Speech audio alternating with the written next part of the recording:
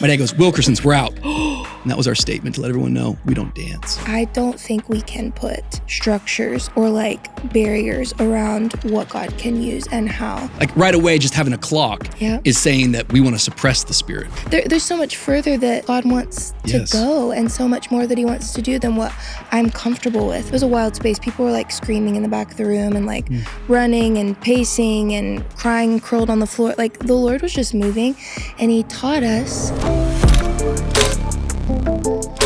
Hey, it's Rich, and you're listening to the Mature Me podcast, weekly content devoted to all things life, leadership, culture, and faith. Thank you for taking some time to tune in. Make sure you subscribe and follow us on all our social channels so you don't miss a thing. Let's listen to today's episode.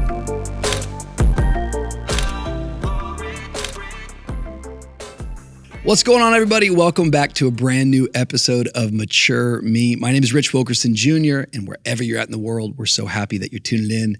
As always, do all the stuff, like, subscribe, share. That's helpful for us. But this is the podcast that we talk not just about growing old, but really growing up.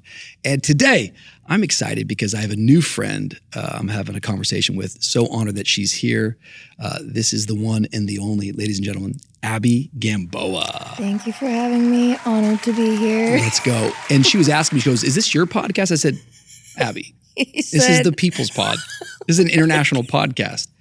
I wouldn't really take ownership for myself. It belongs to the world. The thing about me, Abbie, is that I haven't really struck as large as, people know me in the United States, but man, you take me to Manila, Philippines.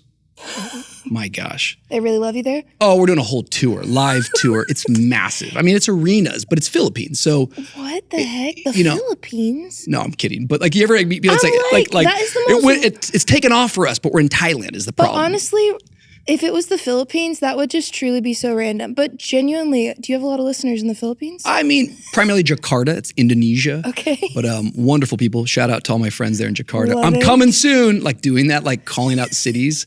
No, I don't think. This is like, come to Brazil. No, this is more of a local 305 audience for the most part.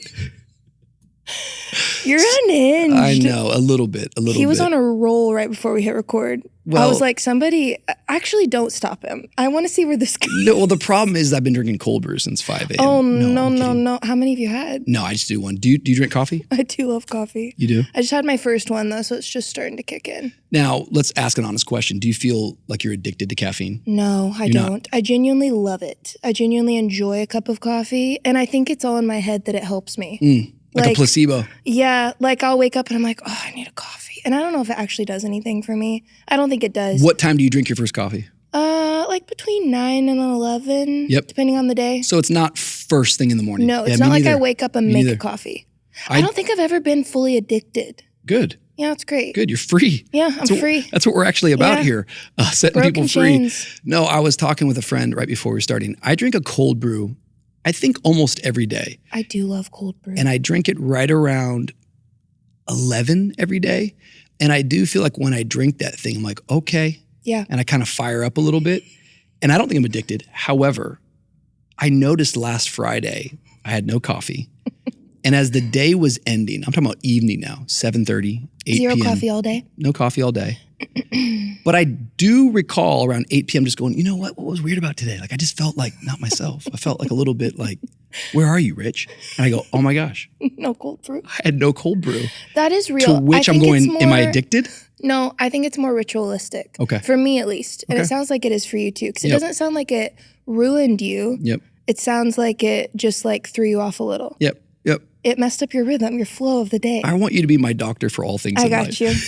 Like, I got you're you. fine. You're totally You're fine. doing great, actually. Don't beat yourself up too bad. I'm so honored you're here. Honestly, we just love everything that you're doing. Our church loves you. The songs that you've written, the songs that you lead has made such an impact. And I'm so pumped because you're going to be with our community over this next few days. But I'm just grateful we get this moment to kind of sit down and chat.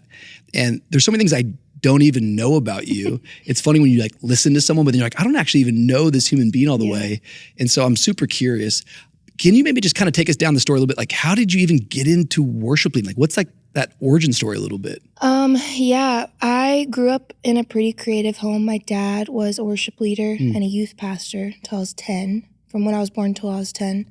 My mom was a dancer. She like choreographed dances, taught dance classes for little kids. So different expressions of creativity, but I grew up in a home where expressing was very normal, just like the culture of our home. And worship was very prominent, like worship music. My dad introduced me to like, my heroes growing up were like Rita Springer and Daryl Evans and like really old Vineyard, like Catherine Scott and Jason Upton. Like these were the people I aspired to be like. Yeah. And so anyway, so that's kind of the setup. When my mom was pregnant with me, I've actually told the story on podcasts a couple of times. It's funny. I'm curious to see like where all these versions of this story end up in the world. Because I never tell it quite the same. But my mom was pregnant with me. I'm the first of a lot of babies. I have 9 younger siblings. But she had a ton of anxiety. You're one of 10. I'm one of 10, the oldest of 10. Let's go. Yeah. But when she was pregnant with me, her due date was really messed up. I need to ask her like exactly what happened. It was something about the birth control that she was on before she got pregnant with me. So she had a due date and then it was like way off, like weeks and weeks off. So she just had a ton of anxiety around me coming and when and how and all this, and physically miserable, just like, when is this baby coming? So anyway, she was a part of this super prophetic church at the time. It's where she met Jesus. And they had a night. They were like so cool. They literally have been there many times. It's in San Antonio. And they have like a section of the service every week, every Sunday morning, where they just prophesy over people in the room.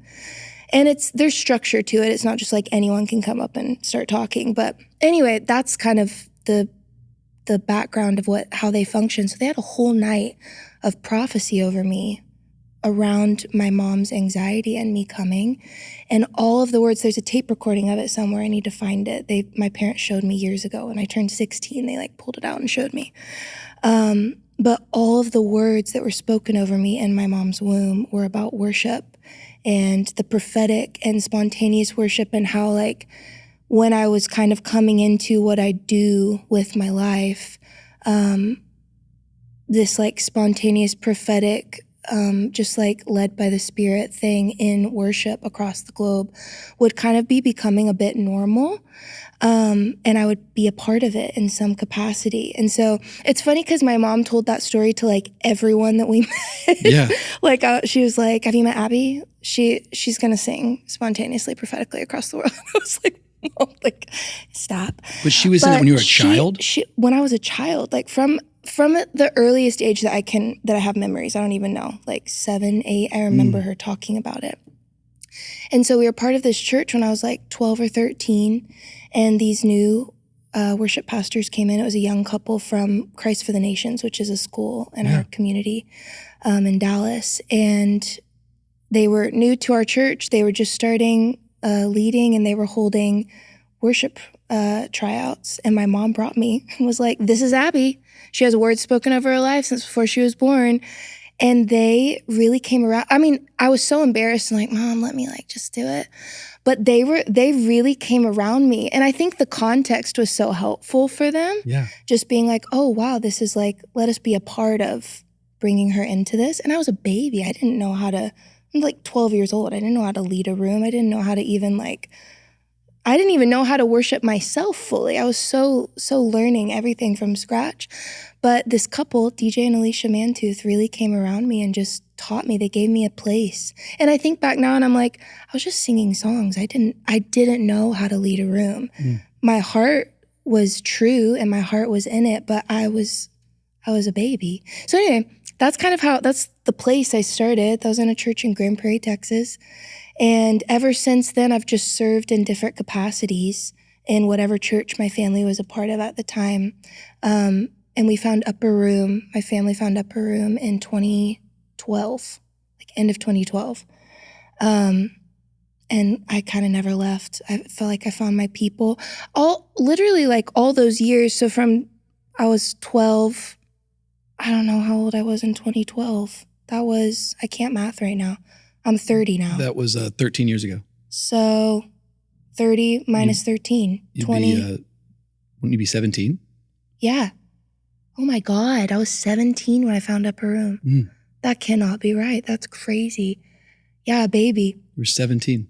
I was 17. But you had been leading worship for 5 years prior? Oh my God, 17. Yeah, for 5 years prior. Now, again, I was very much learning and growing and coming up. You're 12 years old. I was 12 years old. You're not Jesus, for goodness sakes, lost in the temple. Right.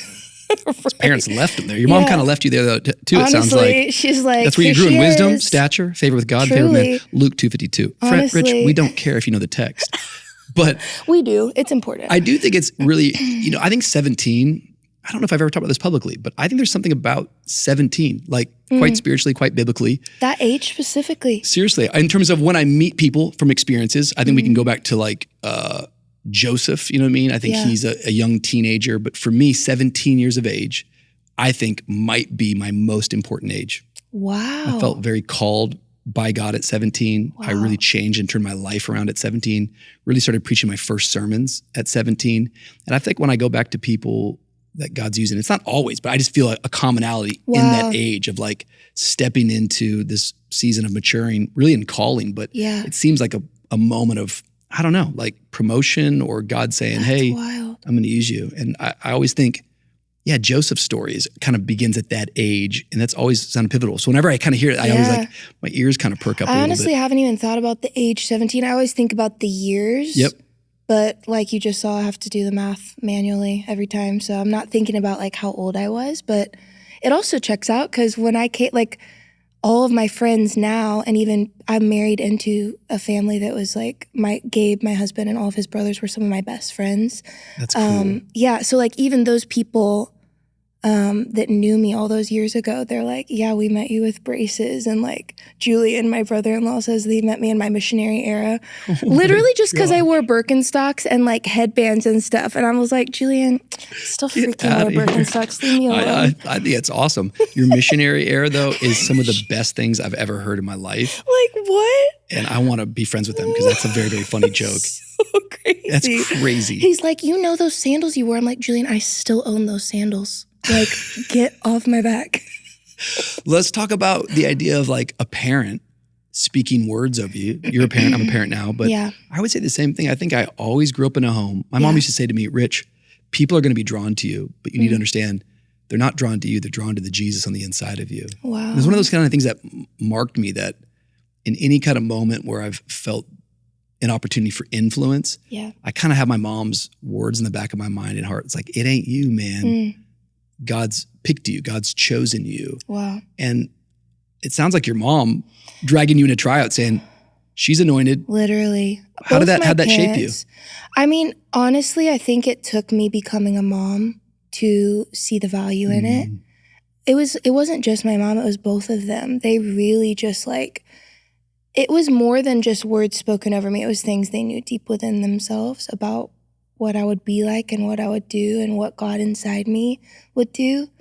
And I was so irked by it growing up. I was just like, please, like, let me be my own person. Like, don't like toot my horn for me to these people.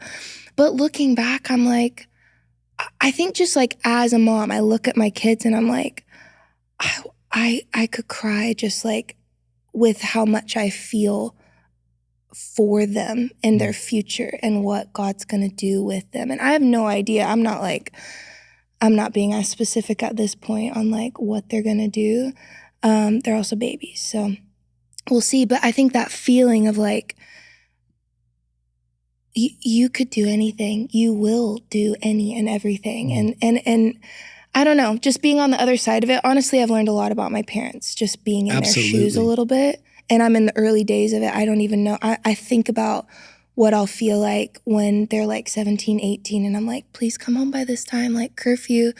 I was so like, please leave me alone. Like, I'm a responsible adult. Like, and just being on the other side is like. Did you ever rebel against?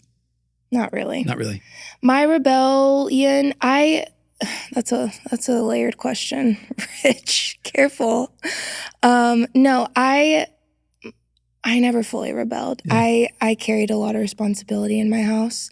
So there was a lot more of like I took seriously the role I played in my family as the oldest, as like, there's a lot of moving parts. My parents are divorced now. So just growing up, there's a lot of rocky movement in that area. So Being the oldest of 10. The oldest of 10. It's almost like a different kind of healing that I've had to do rather than like, oh, I'm a prodigal coming back from rebelling. I'm more having to deal with all the things I didn't do. Sure. If that makes sense. Absolutely. It's kind of like the older brother in that same story going, I stayed here the whole time. Literally. I'm the older brother.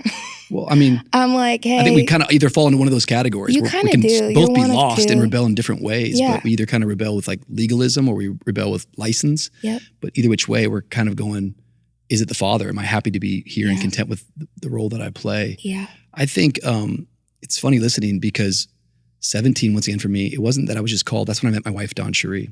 Oh, wow. And how old was she? 17. Wow. And she comes from a pastor's home.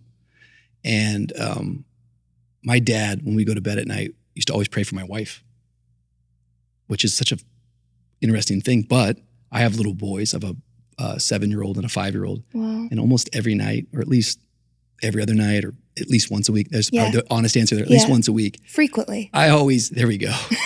There you go. I pray for their wives. Mm-hmm.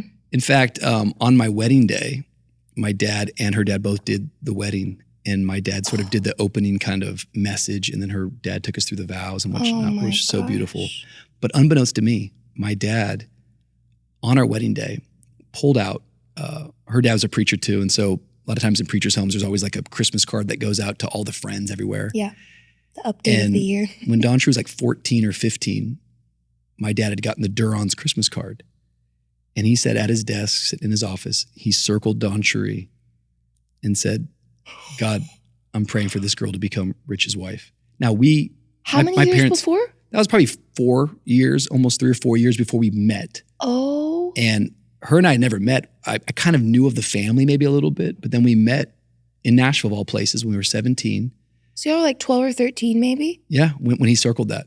And so he kept it in his office, and then he didn't tell any of us till he pulled out the card and told the story at the wedding. It's kind of crazy, right? That is bizarre. Yeah. But just the power of a parent. And I think the same as you. When I had kids, I actually went back to my dad. I was like, apologize. Like, oh my gosh. Like, I didn't understand. Yeah. My dad always says the downward love of a father is greater than the upward love of a son or a child. And it's so true. Like, our kids are never going to love us like we love them. What a great picture it is of our Heavenly Father. Like, we spend our entire time responding in worship as much as we can. Yeah. But in all of our worship, it'll never compare to His great grace and His great mercy. Wow. But until you kind of step into that other role. And so now as a dad, I'm like, oh, I'm really grateful for my parents and their crazy curfews and their no dancing rules. We used to go to weddings, and if there was like a any kind of dance, this is a true story. It's like this is my trauma.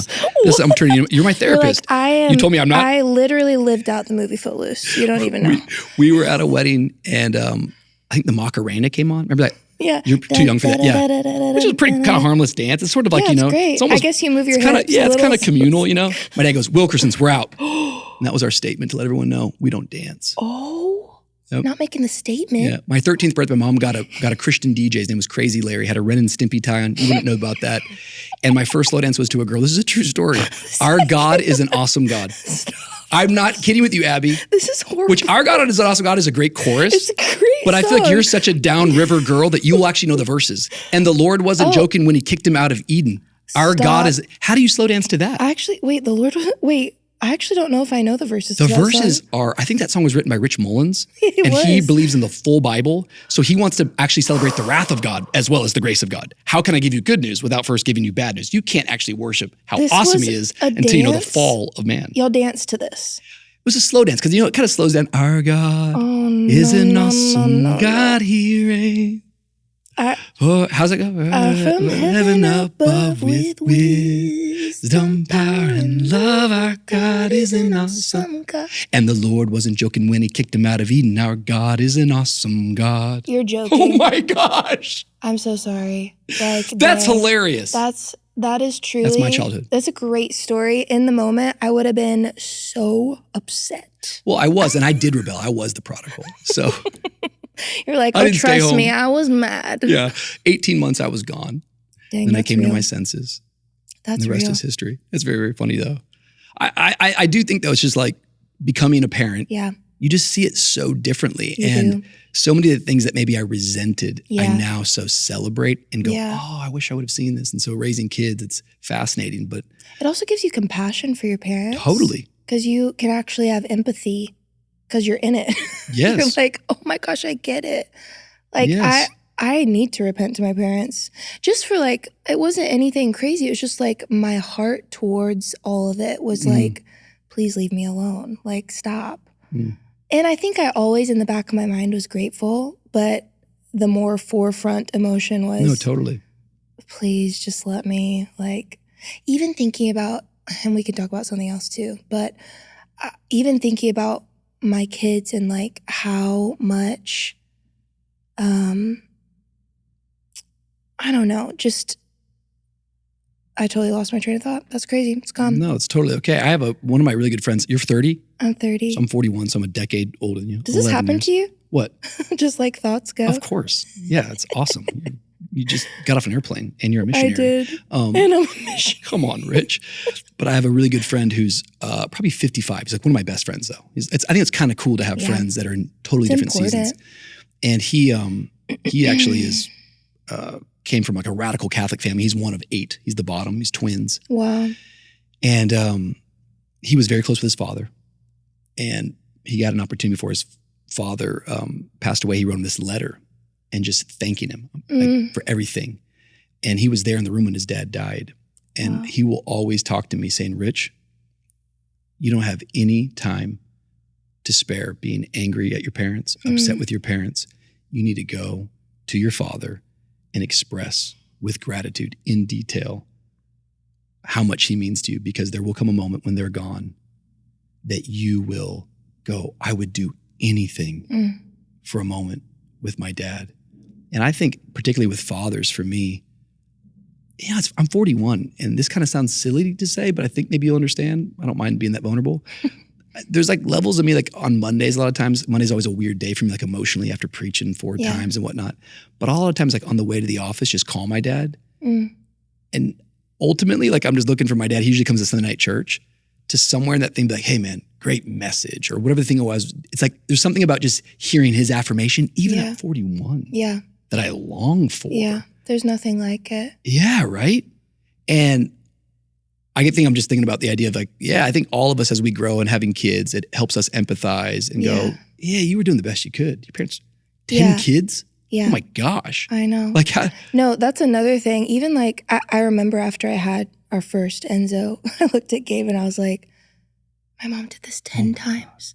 How, like, I can't even fathom a second at this point in time. She did it 10 times. There's so much, like it just, you like can how many kind years of was she unpack pregnant? it. Literally, well, I Think also, about that. so many years, literally like almost. A decade of her life, she was pregnant. Basically from when I was born till my youngest sibling is 12 now. So till 12 years ago. My wife just had our 4th. Over a decade, actually. And I think now we're about 7-8 months, our 4th. And she would say, right now, I'm kind of feeling normal again. And my wife's the best. I mean, she's... Oh, no. That's what I was literally about to say. I just learned. So they say like, obviously everyone goes back to work at like 6 weeks, which is just insane because it takes a year to kind of be normal. 2 years is like, okay, my organs are like back in place, all that. It takes 6 full years. I just learned this for like your whole physiology to be fully back to like what it was. You may not physically be the same, but everything in your body being back to what a normal person is like, not postpartum. Yep. That's per baby. So I was thinking about that with my mom and I was like, because for me, I'm like, okay, so 6 years starting 5 months ago. I got 6 years till I feel normal again. Depending on if I have another baby, I don't know. My mom, I don't even know. You gotta like 6 times, that's 60 years. Jeez. She's like 52, 53. Like, that's crazy. It's absolutely She's still crazy. got a few more years till her body's even I think like... Sheree told me one time, because we run a little bit in our family, and I'm always like, come out and run. She's like, I'm not doing no marathon. I'm like, what do you mean? Dude, her pelvic floor will just fall out. Well, she told me something. I think it's something like every week you're pregnant is like running a marathon. So she's like, I already ran a marathon. I've ran quite a few, to be honest with you. True. crazy. It's very true. Crazy miracle. Yeah. And just growing a life is like a full-time job in spite of like yes. what you're already doing in life. So you got to Upper Room in 2012. Yep. I've never been to Upper Room, but we have so many people, once again, from our community that love it and appreciate it.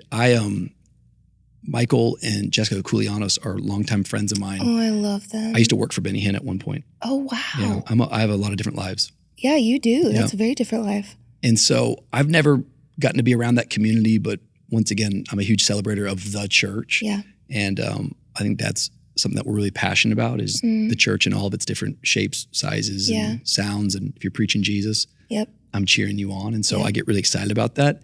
But let's talk a little bit about, because like it sounds like you grew up with the gifts of the Spirit all around you. Yeah.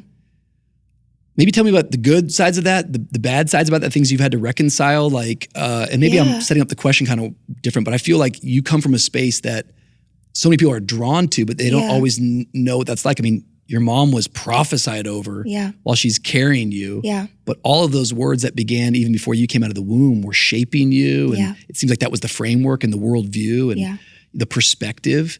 What can you tell us about growing up like that? I mean, it very much was. So I didn't grow up in that church. Part of me wishes I had, because it was just like, there was a solid biblical foundation at that place, but it was wild. Like places like that, they valued the Spirit more than anything else. Like to the point that like their sound system wasn't even great, but like they were like, we don't need a sound system for the Lord to move. It was honestly so beautiful. And it kind of confronting. I love excellence. I love for things to sound good, to look good, to feel good. But going back there, we went every so often growing up, and going back there is so confronting to that like excellence thing in me, because it confronts the thing of, I feel like I need certain things for God to move. Maybe like truly deep down, I believe that.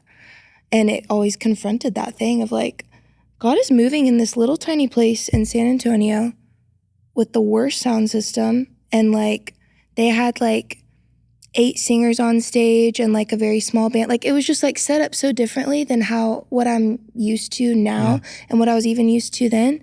But the Lord was moving.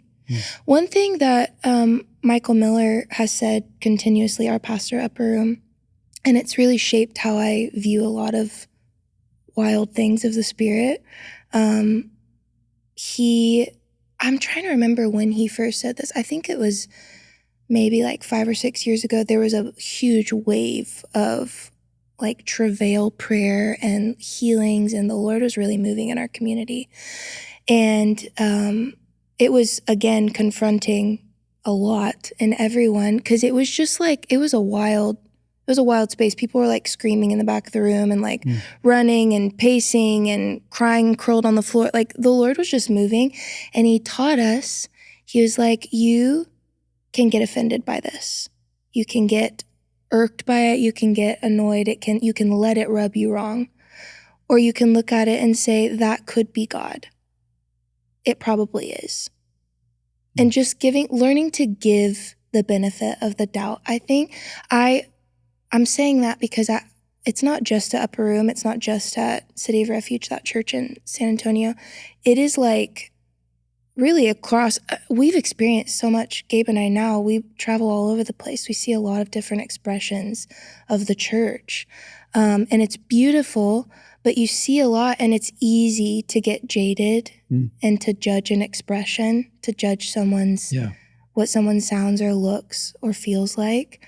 And just, I always think about Miller in the back of my head going, that could be God. It probably is. And who am I to judge what it looks like when someone's encountering the Spirit of God, you know? Absolutely. It's very humbling. I feel like sometimes I think we're all wired differently. We all have different personalities. We all have, leanings, style, things that make us feel comfortable or things that make us feel alive. Yes. I've often really believed there's all sorts of different types of churches because there's different types of people. It's interesting when you read in Revelation the letters to the 7 churches.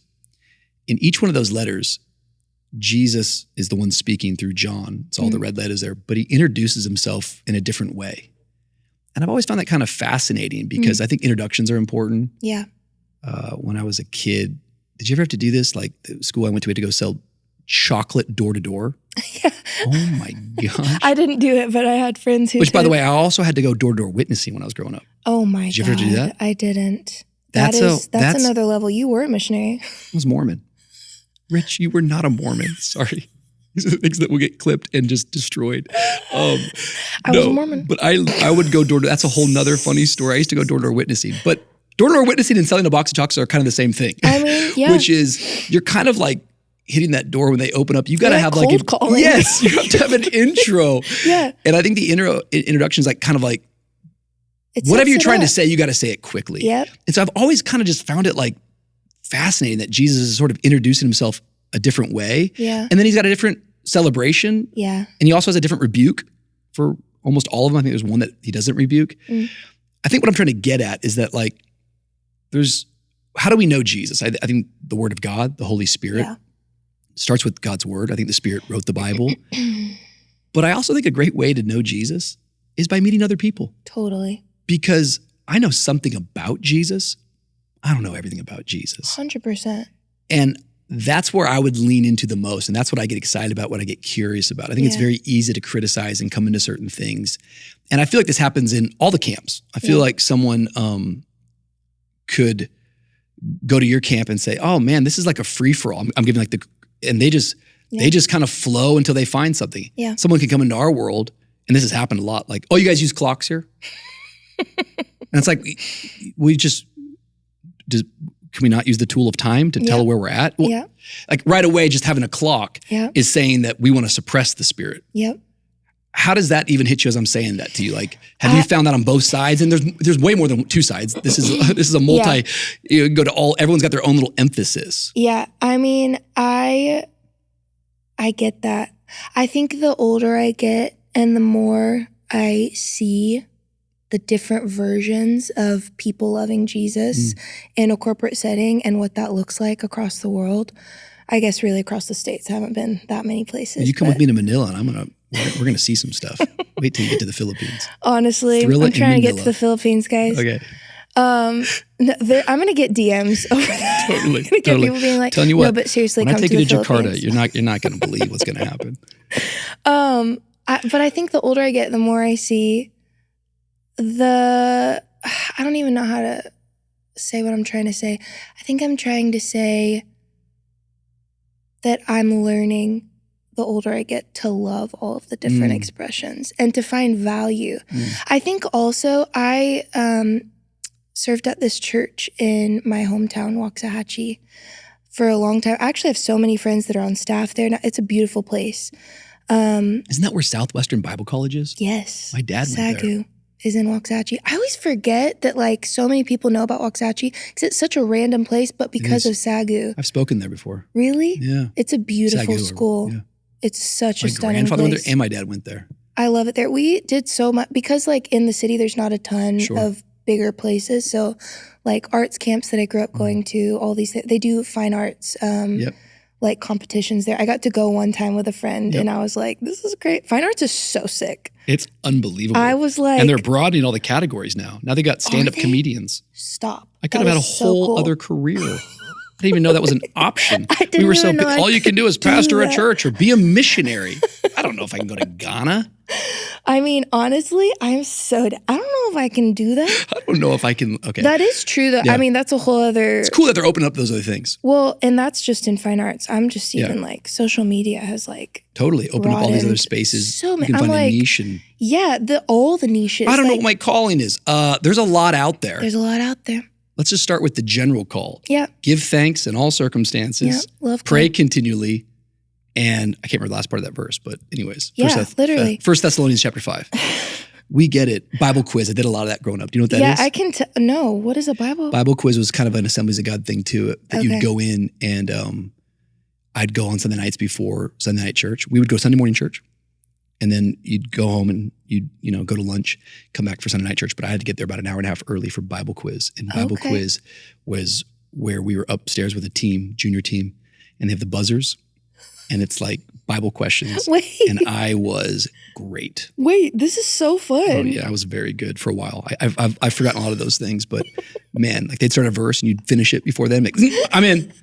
Yeah, this is why once again I rebelled. But Bible quiz. I'm so dead. You just keep giving like more context to the so rebellion. random though. But it's also so such random. subculture, you know. But also it's in you now. Yes. Like that's so deep embedded. The amount of times in the last how long have we been talking? 30 minutes. Random Bible you've verses. just randomly referenced. I mean, hey, it serves you well. I've hidden the word in my heart that I might not sin against you God. You have. That's David. Amen. Rich, stop doing that. No, Oldest person in the Bible, Methuselah, 989. I'm so dead. Not the random facts. Yeah, like the random facts that you don't really need. No, not the random facts. That's so funny. But you're in Waxahachie, and there's a church that you go to. I'm in Waxahachie. Why was I telling you this? Oh, because I used to lead at this church. They've kind of they've taken Baptist out of their name, so they're a little more non-denominational-ish, but the roots are very Baptist. Yep. And it's very different from what I grew up in. Much more structured, a clock. They're also very for the people. It's like a seeker, the services are structured for the person that's never been in a church building. It's the most beautiful thing. And growing up, I would be like, I don't get this. This isn't what I grew up in. This isn't what I'm used to. But then I got to start sitting in some of their meetings. I was never on staff or anything. I was just leading consistently. And I got to sit in some of their meetings and watch how they structure and why they structure and the people they had in mind. And I think really getting, and I don't get to do that all the time, obviously. The nature of our lives is we're in and we're out and we're back to Dallas, back to home. We're not planting for long periods of time in places. So I don't get to sit and hear the deep heart of all the places that we're in, but even the surface level heart that I'm getting to see, back to that church, I really got to understand the why, and I think it gave a different value for me. It put a different value on what they were doing, and it helped me get behind it. And I think we're doing that in a different way now with kind of our in and out. We're just traveling a lot. We're all over the place. But it's the same experience, if that makes sense. Absolutely. Same experience for me of just being oh, that's why you're doing this beautiful, different thing than what I'm used to and what I grew up in and what I'm even comfortable in. But it's reaching this whole other space that I don't know anything about. Yep. I don't know how to, and it's been so cool to get to step in and be a small part of all of those different expressions. But yeah, I think you asked how it hit me. I think it hit me in a very real time way, because I'm learning continuously how to find value in all the different, in the clocks, in the movement of the Spirit. We were in a place, the most random little town last year, Gabe and I, and I got smacked. I got destroyed by the Lord that night. And it was the most unassuming, tiny little place. It was not it wasn't you come to VU and you're I'm going to get wrecked. There's this expectation because of stories you've heard. I hadn't heard no stories about this place. And I was on the floor, weeping before God. And I think there's just so many stories like that. We were at this Spirit-filled Catholic place last year too. And it was just all these, I'm just the older I get and the more that I see, the more I'm I don't think we can put structures or barriers around what God can use and how. And if my comfortability has anything to do with it, it puts so much so much around it, so much resistance, and so much there's so much further that God wants to go, and so much more that he wants to do than what I'm comfortable with and my preference. You know? Absolutely. I'm so over my preferences, you know? I think everything you're saying is just such a sign of wisdom and maturing and growing.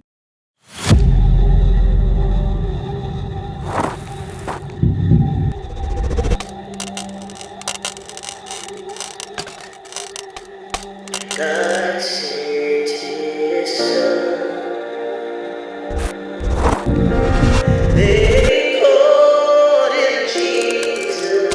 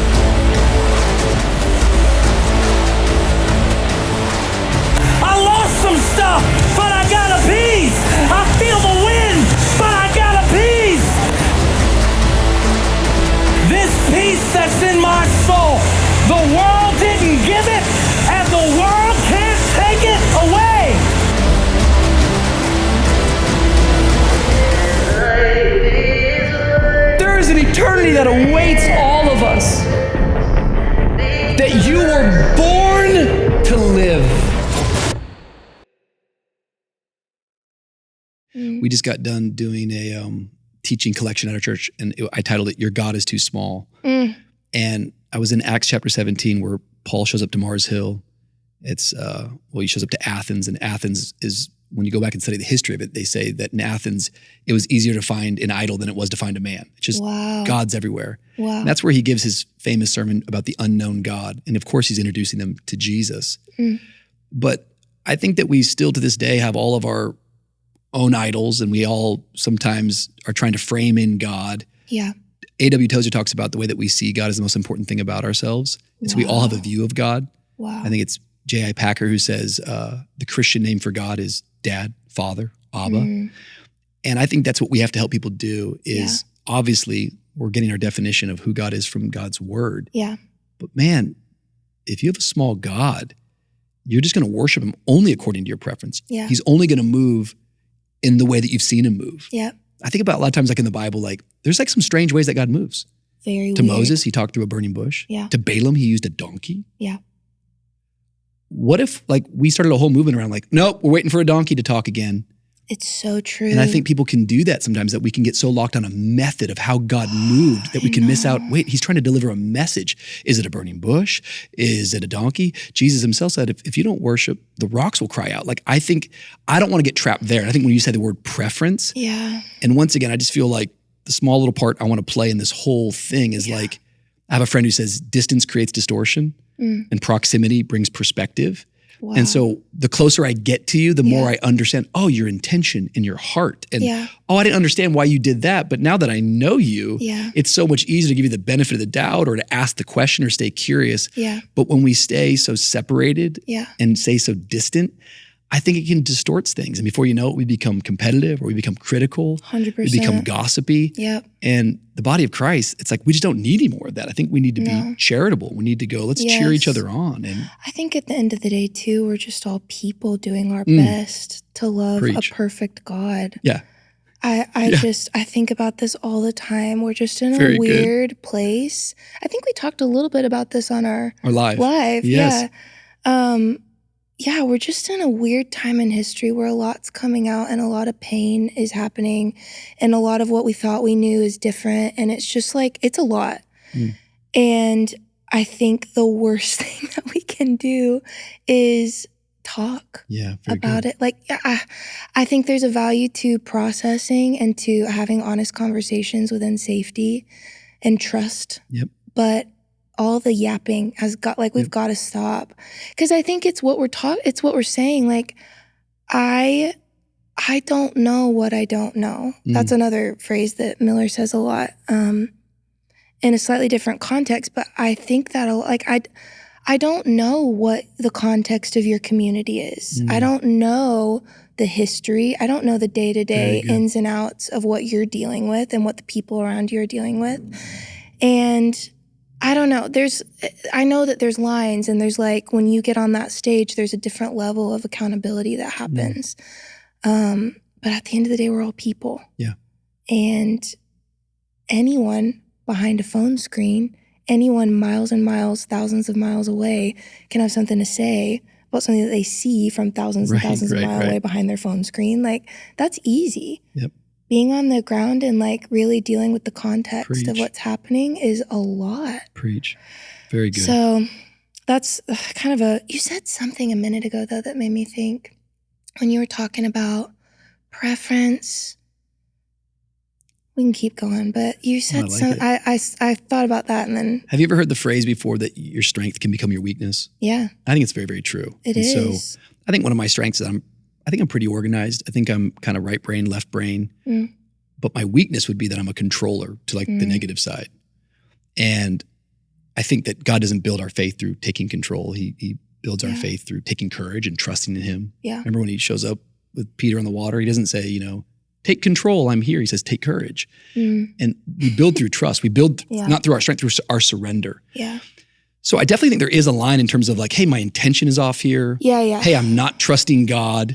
I can definitely go into the flesh, right? Like I can either operate through the spirit or I can try to control.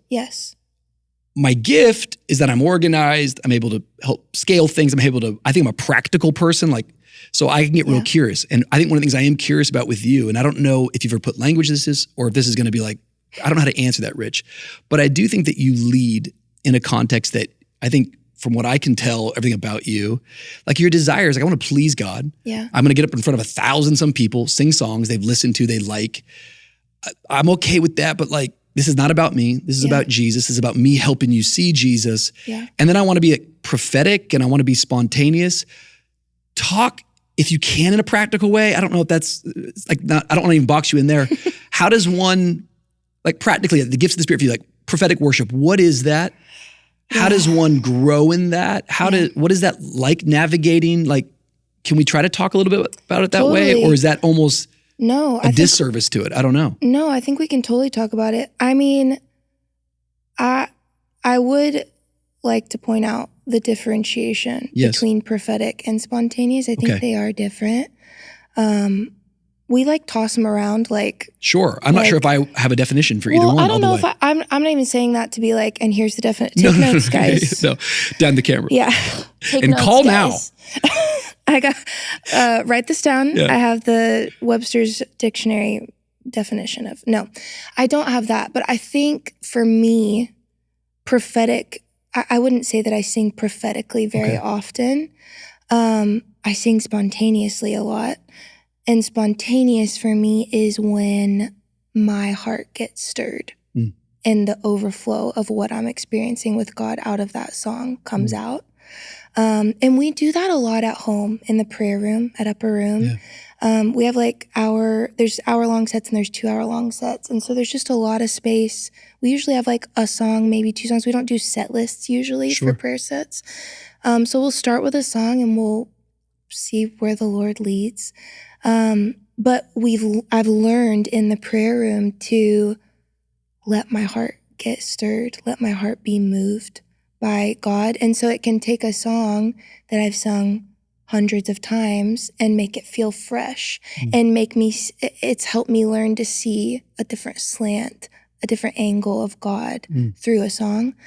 So yeah, I just wanted to No, it's helpful. Address that because I think they are different. And I think, especially because there's so much around like moving with the Spirit and worship and spontaneous and prophetic, I think it's important to note that there's a time and a place for the prophetic. I don't know that like for example, this weekend at VuCon, I have about a 30-minute set. I wouldn't say that is the time or place to sing prophetically. If that makes sense. Sure.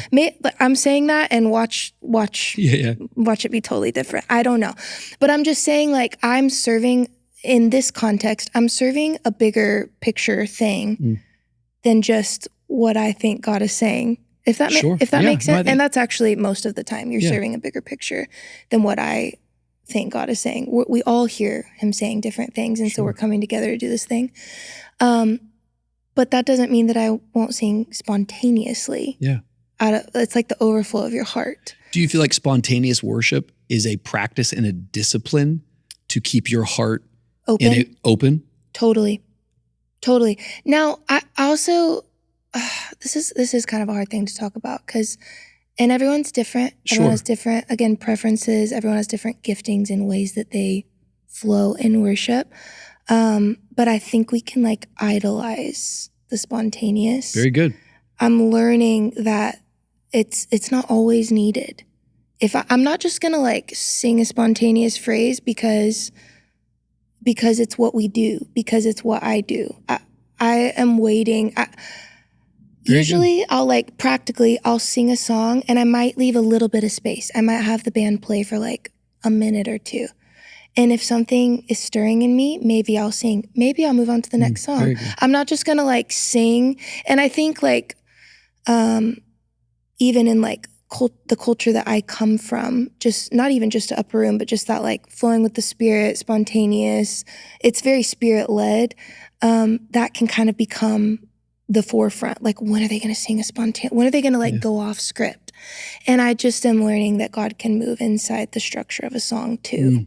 You know? No, I think it's really good. I think there's been different seasons of our church where I think the Lord's always doing something, back to like the idea of a burning bush, or like there's Yeah. all these moments. It's real. Like Yeah. it's a real relationship. I've been married to the same woman for 19 years, the same woman for 23 years. And not all dates are created equal. Yeah. It's true. Not all honeymoon getaways are created equal. Yeah. I'm kind of using that on purpose because we are the bride of Christ. Yeah. I do think we should have a date night on the calendar. Yeah. And I think sometimes we don't, either one of us feel like going to date night. Yeah. The scripture also says labor into the rest. Yeah. And so I think there is a practice of your life and those around you, from what I can tell from afar, it's going, hey, we're going to like show up to prayer. Yeah. Whether we feel like going to prayer. And Yeah. we're going to start with this song. Yeah. And sometimes I really feel it. Sometimes I just worship without feeling it. That's called a sacrifice of praise. I mean, that's Yeah. all throughout the Psalms. Yeah. But I've seen in different seasons of our church where the crowd, if you will, and Yeah. I think all well-intended people, but they Yeah. can kind of hyper obsess or Yeah. make a big deal out of something. What's like, oh, there was an extended part. We call it in our church extended worship. Extended Yeah. worship? Yeah. That might Yeah. just sound real cringe to you. No, but, that's real but though. it's funny. It's just like the framework. I think that what is like, hey, this is extended time. And I Yes. love extended times. Yes. But I've also tried to teach our worship leaders like, hey, we wrote a song Yeah. 6 months ago. Yeah. We were out there in the cottage together. We had sought God all day long. Yeah. And I think there's actually something really pure and beautiful about us coming up with what words in this verse are we saying? Totally. This chorus right here, Totally. like it didn't lose something. So I think that's really wise that you're saying that. Yeah. But I, as a person, I want to grow. I want our community to grow Yeah. of not trying to control, trying to Totally. fabricate. And Yeah, I know what the that feels like as a extended worship preacher. is and probably for you. Like it sounds like it's an attempt it's an attempt. to fight the control. Yes, it is. It's like, well, where are we going? Yeah. Oh, wow, you did that? You know, No, like, it's beautiful. but And it probably would, I think to you, you'd be like, are you guys kidding me? Like, No. This is, in no, terms and again, of like, it's a different context. yeah. It's a different, you have different people in front of you. You have different structures. You have a different heart even, I think, in the best way as a community. And everything that we're saying also reminds me of what we were just talking about, of expecting God to come in a certain way again. And I think we can do that with like how we do worship too, corporate worship. Like, oh, I do it so much. It's why I was like closing my eyes and like shaking my head when you're talking about our preferences and like waiting for God to come in a donkey, speak through a donkey because we saw him do it. Like, it's this like, yes, he could do it just like that again, and maybe he will. Or maybe it'll be totally different and we miss it because we were waiting for something specific. And it's like my greatest, like, it's so sobering, and it's maybe, I'm about to say this and I'm like, this is kind of dramatic, but I think truly it's like one of my greatest fears is that my like viewpoint of what it looks like for God to come will hinder me from experiencing him in a different way, in the way that he wants to come right now. And I don't ever want like, I mean, what we're talking about right now, like the structure of a song, I don't ever want to be like, I have to do this certain thing. I have to sing off script at this point or at some point in order for him to come. Maybe he'll just use the songs. Or maybe we won't sing a song. I don't know. Like, I think I'm just like, I want to remain open. And I'm literally like preaching to myself, because it's like, it's a real thing that I think about a lot. I will just like cry. There have been so many times when I'm like, oh God, would you please come? And I have these like, I have specific memories of like when he came. I'm like, God, would you please come? I want to feel you and know you like that again. And it's from the most genuine place in me. Like, it's good. It's a good intention, but it's also humbling to realize I am my expectations maybe are too small. Like, maybe that's too specific. Maybe I just need to be like, come. And I say that all the time. I actually literally practically say in sets a lot, I ask him to come how he wants to. But like really letting that register in my heart is the hard part. It's easy to say, come how you want to. One of my favorite prayers right now that I've been praying a lot this past year, help. And I think when we're talking about the Holy Spirit, like he is the helper. Yeah. And I find myself a lot of times, these ideas of what does it mean to pray without ceasing? Yeah. For me, my best answer right now is just help. Like, I need you. Yeah. I desire you. I think if we're not careful, even in our attempt to worship him, what is worship? It's like, it's acknowledging that he's here. Yeah. It's giving him the glory that he deserves. But whether or not I give it to him, I mean, it will be given. Yeah, it will be given. Yeah. So I can just join the creation Yeah. and participate in that song. Even in that intention, I can somehow be so wrapped up in me. It's like worship is the opposite of me, right? Worship is like, why is it this complicated? And it's the unraveling of us. Yeah. And I think the big word probably comes down to, and I sense this so much in your heart, like, it's just honesty. Yeah. I think as I'm 41 years of age, Yeah. this sounds so easy to say, but it's difficult just to be honest. Like, Yeah. hey God, this is where I'm at. And same with relationships. Like, this is me. You know what I mean? Like, it's not perfect. It's, this is where I'm at right now. This thing hurt me. And this is the thing I'm struggling with. This is the thing I'm letting go. There's something beautiful. I think that God's drawn to the weak areas of our life. Yes. And I think it's the honest area of our life. Paul says, I've now boast in my weaknesses so that Christ's power may rest on me. Like that's, Jesus' biggest problem when he was here on the earth in terms of people was the Pharisees. And not because the Pharisees, I think, are these really bad guys. I think they're just dishonest. Yeah. I think it's like they're leaning back and like, I got it all figured out. Like in denial. Yeah. Yeah. But real quick, I've been a Pharisee probably today, you know, like honestly, that's in me. Like these aren't like Jafar characters from like a Like I'm one of these. It's me. Like it's so it's like that's what I always. I have like some like cringe like like you know like some you know like the Pharisees. Like it's so easy to preach, by the way, and I love preaching it. But how about the Pharisee in me? And all I mean by that is not that I'm this great keeper of the law, but it's more just dishonesty. Like I got this without you. No, I don't. Yeah. Help me. I am who I am by the grace of God. Yes. These are powerful, powerful statements when you break down what we're talking about. Yes. And keeping our heart. This is what it's about. My heart, my intention is pure. Yeah. And even when I'm designed to be pure, sometimes I can still make it about me. So Lord, rid me of myself. Yeah. Here I am again. It's kind of like it's a cyclical conversation. Yes, There's not really an ending point. I think we could talk about it every year again. And I think you would have a new nuance to where you're at. And I think that's called a living relationship. Yes. And even with the Lord being like, I don't want to be like that, but I know that I'm like that. But also I know that my intention is pure, but also tell me if it's not. Like it's this like back and forth thing in, is it 1st or 2nd Corinthians? What you just referenced, First. I'll boast in my weakness. I believe. In the Passion, I think it is cross-reference. first. Yeah. I think it is first. In Bible the quiz failed Passion, me. someone make sure that he's right on that. I think it's 1 Corinthians, might be 2 Corinthians 10. Someone find out real quick because now we have to know. No one even cares. They all know what we're talking about. No, but in the Passion. Oh gosh. Wait, what was it? Silas, get out of here. This guy's name's Silas. I'm Acts dead. chapter 16. Praise him till the chains fall off. We're not leaving. We're all here. What do you mean we're all here?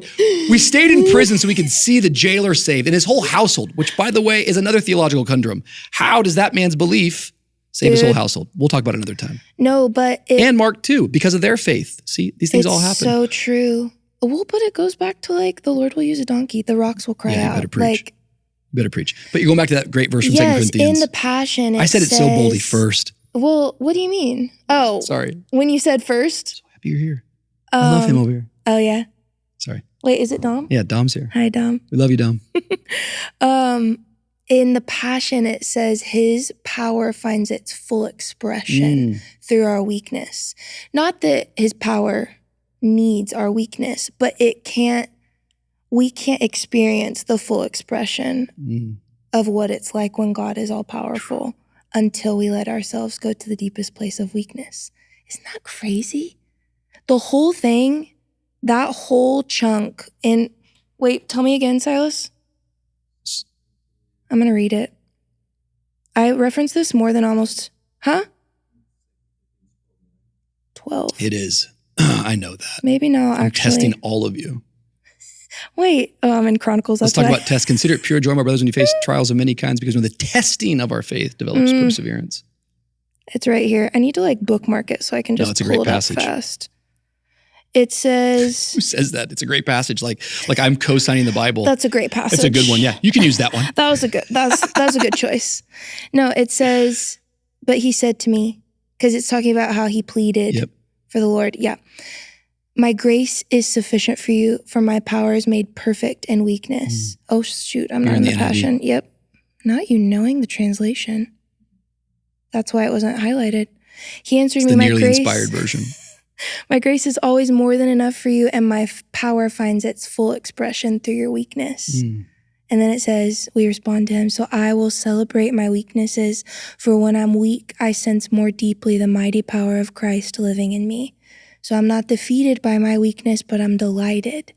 For when I feel my weakness and endure mistreatment, when I'm surrounded with troubles on every side and face persecution because of my love for Christ, I'm made yet stronger, for my weakness becomes a portal to God's power. Isn't that crazy? That's a bar. That is crazy. You should write that song, Portal Honestly, to the Power. I've kind of been trying to for a couple of years and I can't quite get it right. And I think it's like a timing thing. That's really beautiful. Isn't that wild? A portal to his power. A portal. His power finds its full expression in our weakness, and our weakness is a portal to his power. The passage is beautiful because Paul's talking about some sort of a thorn in his flesh. We don't know what that is, which I think is... like he's begging God to remove it from him. And there's all sorts of ideas of what that could be, a physical ailment, a sin, trauma from the past. And this guy killed people. Yeah. We don't ever think about that. Yeah. Like, this guy was killing Christians, and now he's like, no, I'm going to lead you guys. What? Like, that's got to be some weird trauma. Yeah. But nonetheless, he says, hey, I begged 3 times. So it wasn't like an occasional prayer. It was a persistent prayer. Yeah. And God answers his prayer by saying, no, I'm not going to do that. But Lord, I'd be more effective for you if you got rid of this thing. And I kind of think it's both like, I think it's merciful of God not to tell us. Because had he told us... It would make it too specific. Yeah. Had he told us, you'd either go, I'm better than him, or you'd feel superior, or you'd feel inferior. You'd feel like, whoa, like that was your thorn? I'm over here, like I'm really bad. Yeah. So it's merciful of God. Yeah. But God says, no, you want to be effective for me?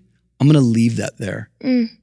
Because my grace is sufficient for you. Sufficient's an interesting word. It means adequate for its purpose. Wow. Adequate's another funny word. It means just the right amount. Wow. Meaning there's different measures of grace because we are all in different spaces doing different things. And the grace that you need being a mom right now of 2 is a different grace than what you needed 3 years ago. 100%. I say that all the time. And it's like God is rich in mercy. Yes. That he gives us just the right amount for our purpose, for what we're doing. But we boast in our weakness because that's where he gets glory. Yeah. I like that. It's a portal to the power. If that's not a bridge, portal power. What? Is this the Power Rangers with your powers combined? Oh, what? My gosh. Not the Power Rangers. This is, we have a brand new young Christian animation figurines coming out. It's called Portal Power. Portal Power. Turtle Power. Remember that you're too young to know these great things. Ninja Turtles, do you know about them? Oh, my son is obsessed. Really? Yes. I love that kid, man. I love him too. I see myself in him. Turtle Power. He calls them Teen Ninja Turtles. Oh my gosh. I know. He loves them. My kids aren't allowed to watch Teenage Mutant Ninja Turtles. We're better Christians. We've watched that's crazy. Come on, Rich. I'm not going to tell you all the things that we've watched with him because insubordinate. Honestly, they've seen some stuff. Yeah, I mean, we just watch like good movies. I let my son the other day. This is a true story. Sorry, Mom. My wife, she was supposed to take all the kids. This is like last week, and they were flying out of town. And my oldest son, Wyatt, 7, he woke up with a 102 fever. Oh no! I was supposed to be out of town. She's like 7 a.m. She's like, Rich, he's got to stay with you, which is awesome. Me and him are super tight. Yeah. But like when my wife's gone, the rules get blurry. And what I mean by rules getting blurry, like, you know, normally when she's there, we like eat at a certain time. Yeah. You know, we bathe. Yeah. Basic stuff. Not when she's gone. And we did movie marathon every night. Oh, that's literally, I mean, I think that's both of us though. If Gabe's gone, I'm movie marathon. If I'm gone, he's movie marathon. But he's 7. He's like, and he's a cool 7-year-old. Like, he's pretty just mature. Like thriving. You can hang with this guy. Oh, okay. Yeah. Like I've flown to Singapore alone with him. And he sat in all the services on the front row. Like he's cool. Oh my gosh, I love this. Oh, you'll love this guy. He sits with me. We start watching movies. I'm talking about we're watching like superhero movies? Well, we've watched all the superhero movies. Let's just say this. We went down the Indiana Jones. Stop. I've been trying. He's a little young. Well, that's where this story's going. Yeah. Because Raiders of the Lost Ark and the Temple of Doom, by the way. Yeah, all the hearts coming are out. PG. But PG in No. 1985 is not PG in 2025. Yeah, it's like My low God key borderline in heaven. R now. It's an R movie. Like, Rich, why don't you just stop it? Because we started it. You got to finish what you gotta start. finish. He's traumatized, Poor baby. but it was an awesome night. How many did y'all watch that night? We watched Raiders of the Lost Ark, and my wife doesn't know we've seen Temple of Doom. And Love that it. one, I'm scared. Is the Temple of Doom? I might come to the prayer room and have you guys pray over me after that one. That I haven't watched is any of them in so long. dark. Yeah, they're dark. I'm going to be canceled for this. We probably have to edit this part out. It is dark. No, the amount. Yeah, They're that's over here why playing around with all sorts. I mean, it's about like, It's pretty dear messed Jesus, up. help us, Lord. Whom the sun sets free is free indeed. Just cut it out, guys. Yeah, no one we'll needs edit to it, know. The world but it's doesn't very need funny. to know that your kid watched Raiders of the Lost Ark. Honestly, I don't know how this will hit you, but like I meet so many people in our church, honestly, that have been so impacted by you. And it seems from afar, once again, over the last, let's call it 5 years, it's your whole life, but that God's given you like such a platform and influence. How does all that hit you? Like you seem real normal and cool and down to earth to me and really desire to serve the Lord, but in certain ways you kind of fall into this category of being like this cringe word called a Christian celebrity. How have you navigated that? Goods, bad, criticism, as well as celebration? I think those are two sides of the same coin. Yeah. I think sometimes we get real focused on one or the other, but they both can, be really damaging. How is all that impacting you? It's definitely some of all of that. I was literally having a conversation with a friend yesterday who's in a pretty similar spot. Very normal, very influential, probably way more so than me, actually. But I was just telling her, so we've been doing this full time.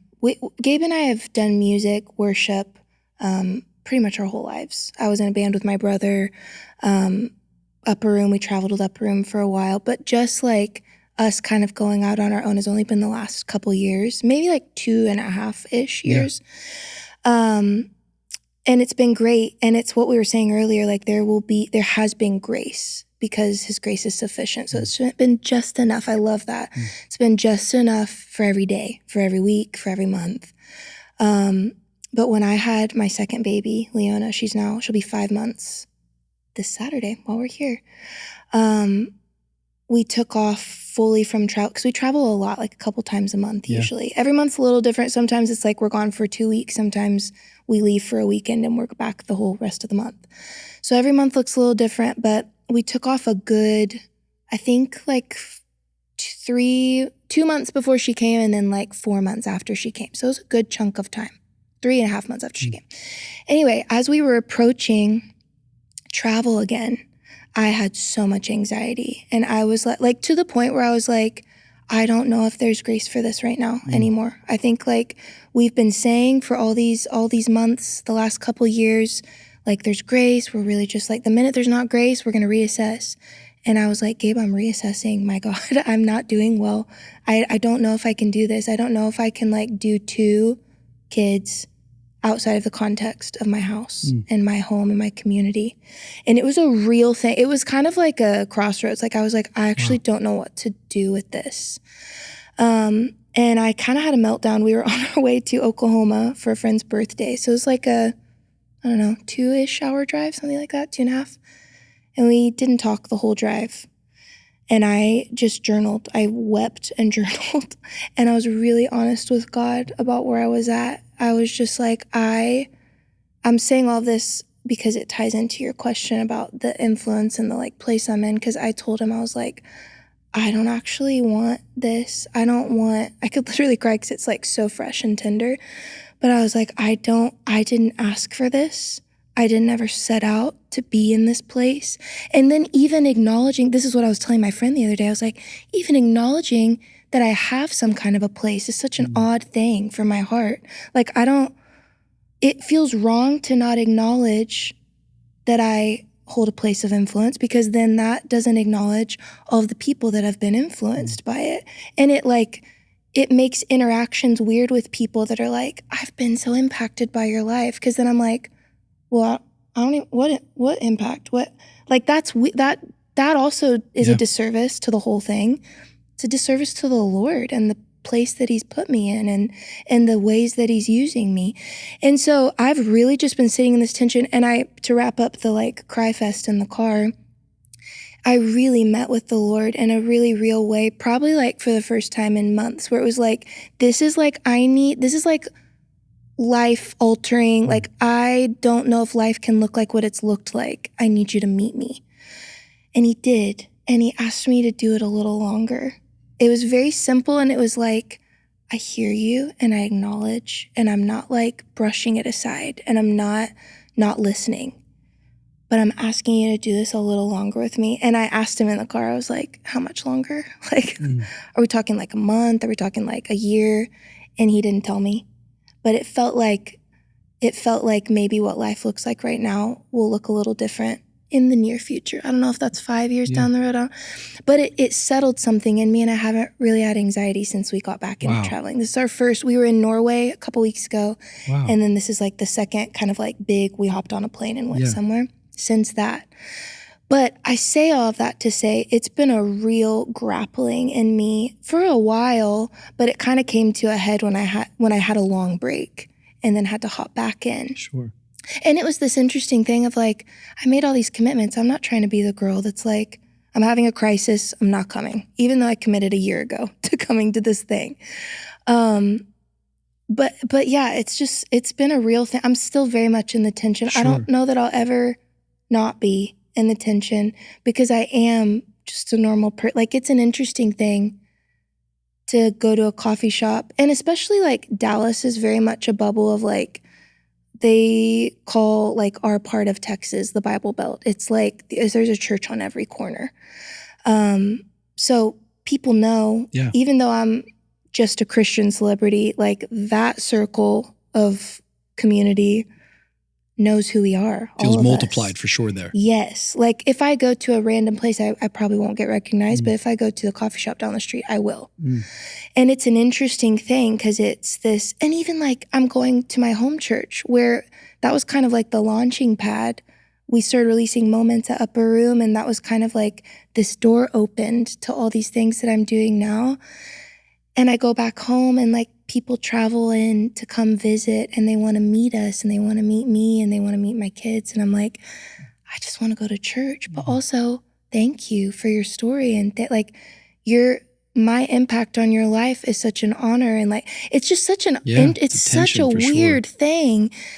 And then I also always think about like little Abbie and all the people that I was impacted by, all the people I mentioned at the beginning, like the Ritas, the Darlenes, like all these people that I'm like, I wanted to be just like them. And I remember one time in particular, one person that I was really impacted by, I had an interaction with. We were both at an event. I was there with Upper Room, and they were there doing a set, and I had a little window to just thank them for the impact that they've had on my life, and like how their songs were played in my house growing up and all this. And I caught them at just the wrong moment where I could tell they were stressed out and overstimulated. And I've been there so many times, but it made me feel so dismissed. Yeah. And I wasn't even trying to like, I was those people that are coming up and being like, and you can just come up at the wrong time, and you don't know what that person's going through. So it's such an interesting tension, because I'm always like, I never want to make a person feel like how I felt in that moment. And they didn't do anything wrong. It was just like a little passive, the response to me being like, your songs changed my family culture. Like, this is a huge thing for me. Oh, cute. And it was kind of a cute, like, oh, thanks. Like, and so I deal with that tension a lot too, where I'm like, I have a limit as a human. Yep. And also having kids has changed it a lot. Totally. I'll set boundaries for my kids all day long. Like the other day, Enzo was having a meltdown, and someone was trying to talk to me, and I was like, I can't talk right now. And I just walked away. And I've actually never done that. But it was like, there've been a couple times where it was like, no, my children need me. So they trump this. But anyway, I'm saying a lot. It's a lot. When the Lord speaks to you in that way in the car, how would you describe that? It almost feels audible. I feel like it is like a voice in my head. Sometimes I'm like, was that just me? but it always feels a certain way. It feels like his spirit. And there've only been a couple times when I've really heard him. And it usually happens when I ask him a question. When I'm like... Specific with something. Specific. Like in that moment, I was like, I don't want this. What do I do with that? And he spoke. And sometimes I'll ask specific questions and don't get an answer. When you touch your foot here on the ground in Miami, is the first feeling an anxious feeling, or it's a peaceful feeling after that word, or it's a mixture of both, Rich? I don't know if I've felt either. I think I just feel like I'm here. I haven't felt anxiety though. But I mean, in terms of when you get a word from God like that, do you feel like a big part of the evidence for you is going the eradication of anxiety? Totally. No, like from that moment on. Like I'm saying, I don't know how I feel being in Miami. I haven't felt any anxiety. Yeah. Like Praise God. Actually it was really like, the test was we're about to get on a flight to Norway, and it was multiple layovers with both our kids. And that was the first time. You can lose your salvation doing that with kids. My God in heaven. I've had to tell our nanny, I'm like, my girl, you're going to see things. I'm about to recant everything, Lord. Yeah, you're about to see things. This turbulence and this 2-year-old, I'm going to literally lose my mind. I can't promise what's going to come out of my mouth. Can't promise what I'm going to look or be like. No, but I'm telling you, since that moment in the car, I've had no anxiety. It's been crazy because I was like a ball. Anytime, I mean, Gabe could probably, I was going to say Dom and Silas could be a testament. They didn't see me in those moments usually, but like anytime I'd get a text with an update about a trip or hey, Abbie, can you send a liner for this event? Or hey, what's your size shirt for this? Literally the smallest things would trigger just this like, it would ruin my day. I would like call Gabe crying and be like, I don't know how we're going to do this. And I know that I'm like, I have to like make the call because I'm the one that committed to the event, to the whatever. It was like it was bad. That's a whole lot. It was a lot. And there's like postpartum hormones and like shifts too that are playing into it. I mean, we just said it takes 6 years. Right. I'm only 5 months in. I ran 35 marathons. Yeah, literally. But so there's that too, but it was a deep, like something has to shift. And it's funny because I think I genuinely was expecting for like everything to get canceled or something dramatic. Like I wouldn't even have to make a call. Like the Lord would be like, I moved on your behalf. I got you. But it wasn't that. It was literally just something that had to happen inside. Yeah. I think when I hear that, I feel like I'm reminded of that Old Testament story of Lot and Abraham when they're about to pick land. And it's one of those stories I just love where Abraham's like, hey, Lot, which one you want? And of course, he picks Sodom and Gomorrah, which turned out to be a good decision. But it was really beautiful. Yeah, at the time, it was like, it was appealing to the eye. Yeah. And I think sometimes in life, we can get so trapped in thinking that the blessing's on a place, the blessing's on a thing, the blessings on the event or the blessings on the season. Yeah. And I'm not trying to deny that there are seasons, right? Total. For sure. There's times where you got to hunker down and, yeah, hey, you committed, your yes is your yes. Yeah. But I think when I hear you speak, what I would continue to encourage with you is that it turns out the blessing's not on the place, the blessing's on the person. And it's like, Abraham's like, cool, you picked B, I'll go with A, or you pick C, I'll go with, it doesn't matter. The steps of a righteous man are ordered. Yes. And I feel like listening to you talk, it's all a purification of priorities, and honoring the Lord is what we're after. Yeah. And if that means for one season, hey, I don't travel as much, or if for one season I'm not recording music, I don't think that you then lose that touch. And I feel like God speaking to you and giving you peace like that is so kind of him. Yes. But also just encouraging you that the blessing's on you. And I'm not saying that in some egotistical way. This is all kind of like a little bit of a strange existential like exercise we're doing. It's like we're talking about ourselves, but just to encourage you that I think wherever you show up, you know what I mean?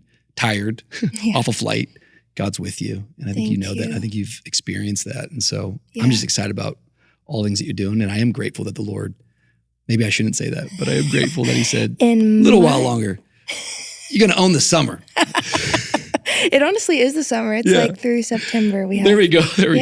Basically. We call this Mature Me. And so as we're kind of coming around the corner here, I've so enjoyed you taking some time with me. But what's an area right now, and maybe it kind of leans into this, that you're like, I got to mature in this area, or I'm immature in that. I'm really, God, grow me in this. Honestly, this is one that I've been learning, I think, my whole life. But learning to say no more, which is funny because I just said, like, I said yes to all these things and then the Lord spoke and had me still go. But I think, like, on a day-to-day basis, I'm learning to mature in living in a better balance on what to say no to and what to say yes to. And the older I get to, like, the more the stakes are higher. Sure. It matters more what I say yes and no to. Yep. But I don't feel like I'm very good at, like, deciphering and discerning what should have my yes and what should have my no. So it's something that I've actually, like, genuinely been talking to the Lord about, like, even outside of the context of what we just talked about, like, in a general sense, as a mom, as a friend, like. And then on the flip side of that, I say the balance, because I'm not just learning to say no, I'm learning to say yes, because I think I've maybe veered so far on the other side of setting boundaries that I'm asking the Lord, like, who should I invest in? Who should I give my time to more? Because I feel like I've been learning how to say no. So now teach me, where do I say yes? Yeah. Does that make sense? It makes it's a complete weird sense. balance, That's the because journey. it's like It's wisdom. You gotta set boundaries, but also You got to take risks. Yeah. And you got to go outside of your comfort zone. It's this tension that we find ourselves in always. I think I've always believed that alignment's more important than assignment. That sounds like really preacher and cliche, but I think it's really true. And all I mean by that is that, like, it's not just what I'm doing, it's who I'm doing it with. Yes. And I think the greatest blessings that God gives us, I think people sometimes, they always think, like, it's a house or it's a promotion. Those are fine blessings. But to me, God's greatest vehicle of blessing other human beings is other people. And so I think we're constantly going, all right, wherever my focus goes, my energy is going to flow. Yes. So different seasons require new strategies. Yeah. I have to define the season that I'm in so I can determine the rhythm. I like that word rhythm, just because balance, it can lie to me because it's not balanced. You know what I mean? And you're not a balanced person. And you're also not Buddhist. But the rhythm, my God in heaven, but also the rhythm of it, it's more like, do I go to Oslo right now? Or am I going to, all right, this summer, we're about to crank this up. That means when I come home, I might not be able to do all the things that I was used to do in Dallas in this season with my local community or whatever. So I got to say no to that because I've said yes to this thing. So it might not look completely balanced, but there's a rhythm to it. And every season, good and bad, comes to an end. So I think everything you're saying makes sense. And I have my hand up too. Like, at 41, this is a new season. I got 4 little babies at home. And I used to travel everywhere. And now it's like, what am I going to again? I think everything's valuable. It's just, I can't be everywhere. And I can't do everything. So what's the thing that God's called me to do? Can I do that with all my weight down? Can I do it with confidence and contentment and peace? And so I think it's beautiful too, even you saying, like, calling. I'm learning that I think it shifts from season to season. Very good. Maybe it looks the same on the outside to people. Maybe to people from the outside looking in, you've just been pastoring a church for however many years. Maybe from the outside looking in, for me, looks like I've just been leading worship wherever I might be. But the vehicle has changed slightly over the years. And I think being open to even what you were saying earlier, like, maybe I don't write songs for a minute. Maybe I don't record for it. Maybe I don't travel for it. Like, I think being open to the calling shifting and getting back to just, that's a whole nother conversation. Getting back to just our calling being to love God. Amen. Amen. It's beautiful. I'm so grateful for you. Thank you for coming on. Thank you for having me. Thank you for coming on my worldwide international podcast. I want to shout out Kendall. I want to shout out South Miami. Like, start saying all these local places. Love it. It's a local radio station. This is Abbie Gamboa, ladies and gentlemen. We love her and we celebrate you.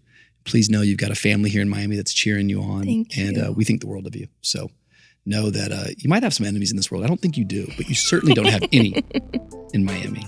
You're the best. And we love you guys. Stay tuned for more Mature Me.